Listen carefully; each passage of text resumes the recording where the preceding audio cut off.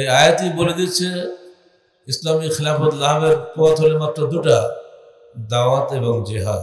বিদেশিদের কাছে সৌদি চক্রে আবদ্ধ অথবা বাণিজ্যিক সম্পর্কে আবদ্ধ, নাম করাচ্ছে সার্বভৌম ক্ষমতার অধিকারী, যতদিন পর্যন্ত ওই জাতীয় সংসদের পবিত্র কোরআন ও সহিহ হাদিসের আলোকে আইন ও সংবিধান কায়েম হবে, এই একটা লাইন মাত্র বলেছিলাম, তারপরে শুরু হয়ে গেল সকল বিধান বাতিল করো। আমাকে ভোট দাও, দুনিয়া একেবারে সুখের দরিয়া বয়ে যাবে। জি না, এই প্রথা ইসলামের বিরোধী, ইসলামের ক্ষতিকর প্রথা, মুসলিম উম্মার মধ্যে অশান্তি দাবদাহ ছড়িয়ে দেওয়ার প্রথা। আজকে দুদিন থেকে আপনারা শুনছেন আমাদের রাজনীতি ইসলামী খিলাফত। আপনারা কি এই ব্যাপারে একমত আছেন?